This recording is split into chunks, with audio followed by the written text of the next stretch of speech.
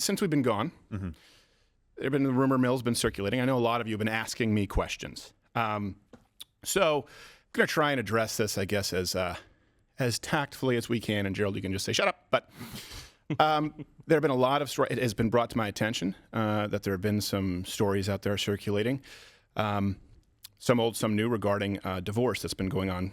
Obviously, I've been going through for a very long time. We have not discussed this, and I want to be very clear. This is under confidentiality from the court, from the judge, and I will honor that, so I won't be discussing that. And I would caution anyone, by the way, on either side, any side, whether you think you're helping me or someone else, just from drawing conclusions on what would necessarily be incomplete information because of the situation. Now, as it relates to some other rumors, and hit pieces unrelated to divorce. So, like a recent hit piece, this is something that, I need to address, that I have ever committed adultery. And I say unrelated to the divorce because the media smear campaign is of an accusation that has never even been alleged, to be clear, in any divorce proceedings, nor allegations of any kind of physical abuse ever. All right? This is a complete falsehood out there in the media from people who are looking to do reputational damage, and we know who's behind it. I want to be very clear about this. I have absolutely and unashamedly, respectfully, courted several women well since I was served divorce papers, and have been going through a separation and divorce for well over 2 years, depending on how you calculate it. And each of these, the reason I need to address this is because each of these women are incredible. They've all been incredible, conservative, God-fearing women to the letter, have done nothing wrong.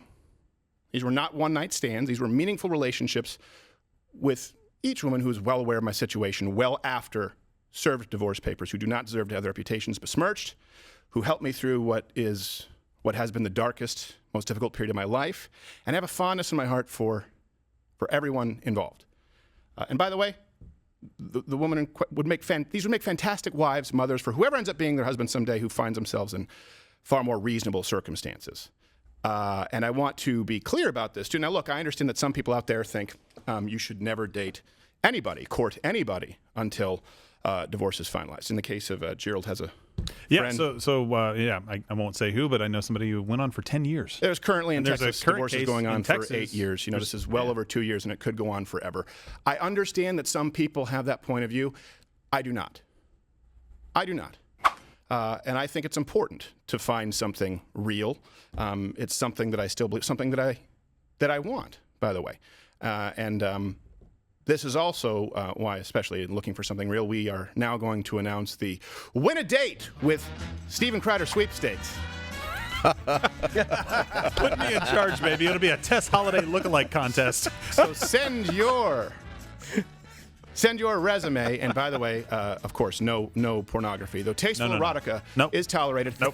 Lizzo's not busy. To date Steven at louderwithcrowder.com. That's date Steven at louderwithcrowder.com. Again, looking for something real, meaningful relationship.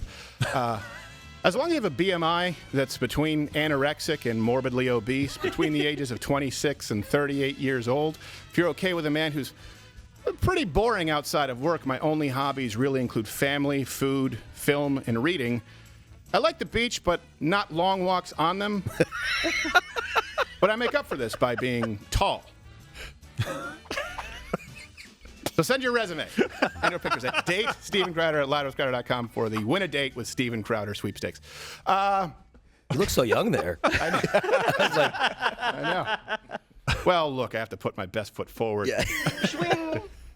And I will say this, though, and there have been other hit pieces and smear campaigns. And the only reason I have to address it is because, again, you hate seeing people drawn into something who have done nothing wrong. Yeah. I have been humbled, and I do have a lot to apologize for. Look, let me be really clear here. I was wrong about a lot to men out there who have been going through divorces, and we've had these questions come in at Life Advice. I understand. Look, I hear you now. There's not just a problem of pervasive feminism, to be clear, but the failure of the church. We were talking with a pastor recently who was on the show who had an assistant pastor who at this church was forced to step down because someone left him while they were cheating on him because he was ashamed of being a man who had been divorced. And I was made very aware of the fact that, look, there are a lot of women out there, and I hear you, I see you, who also aren't on board with this. It's not just a woman-hating club where a lot of people are tarred and feathered, the men's rights people out there, the advocates when they're talking about custody laws. I understand where they're coming from. I understand where you're coming from. I see you.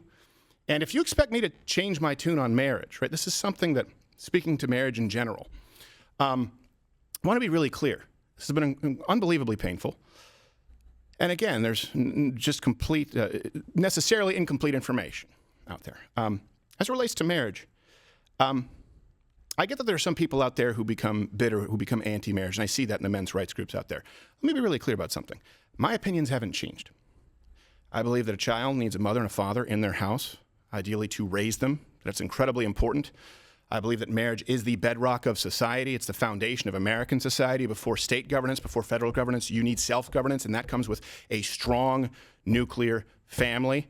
I still believe that, and I believe that we need to fight to preserve that in this country. Now, with all that being said, I may never get married again.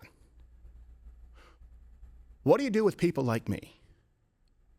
And I know that there are a lot of men out there who love women, who are scared. And I am so genuinely so sorry. If I was ever dismissive, I hear you. I was wrong. Comment below what experiences that you have been through, because you'll probably find other people. You are not alone. And you have someone who will be an advocate as it relates to strengthening families going forward in this country, specifically as it relates to laws and people who have had to go through this system for years. You do not need to be ashamed. We often say, hey, you shouldn't be shamed publicly. You should not be shamed because something didn't work out in a choice that wasn't yours. So I apologize, really do. And if we ever get another question on life advice from a young man who is successful, who saved up some money and wants to try his hand at love, but he's concerned about being fleeced, you're never going to hear me be dismissive or spout talking points that I think are culturally sort of ingrained in the church that aren't necessarily biblical. So apologies. As to some other rumors that have been circulating, again, it's been not one hit piece after. Let's just get it off. Rip off the Band-Aid. Which, by the way, I think I left one in Texoma there this weekend because I saw a water snake, and I ran and scraped my foot on a rock. They poked a little head out. That scares the hell out of me. I thought you were going to say you ran so fast the Band-Aid came off. Well, I did. On a rock. And then I need another Band-Aid. As to other rumors out there, yes, the Gerald NDA at the company, of course. Yes to it being reinforced in the company when you've had former employees and people in our lives being paid for leaks. And, of course, a confidentiality order, like I've said, that I will honor in the court. We have strengthened it. Yes, all of that is true. Can I at least address some of this stuff, finally? Well, I mean, we've had kind of the muzzle on, but we've been taking hit after hit. I just don't want the whole show to be about this. No. We won't do it on the show. I'll do it on Twitter. Go to my Twitter account right now. I'm not going to address every crazy person with an egg, but I'm going to address some of these issues that you guys have asked for. Trust me. Right now? Not right now. You can do it on your Twitter. On my Twitter. Do it on your Twitter. Look, it's one of those things where we don't deal. When have you ever heard me talk about specifically former employees or what goes on behind it? No, that's not what we do here. Unfortunately, we're just not going to sit there and take the arrows in our back anymore. You can talk about it. I don't want the show to be about that. Go and follow Gerald. I appreciate it. Hopefully you guys can comment below, share this as we move on with the actual content of the show. Is it too much as a grandfather to not want where my grandkids sleep to be doxxed out there? Is that okay? Is that information we can control? I think that's fair to not. Probably I think a good that's idea. fair. Okay. I think that's fair. That was unreasonable, maybe. Yeah, especially when kind of what people are thinking. The call's coming from inside the house. Yes. Oh. So, Unbelievable. No, I do. And thank you, Pops Crowder. A big reason you've been put through this, too, for a couple of years. And look, it's one of those things that the court says to keep it private, and I have a lot of respect for the court and the judge, so I'm not going to be addressing that. But I also see where everyone else is coming from. Watch Louder with Crowder live, Monday through Thursday, 10 a.m. Eastern.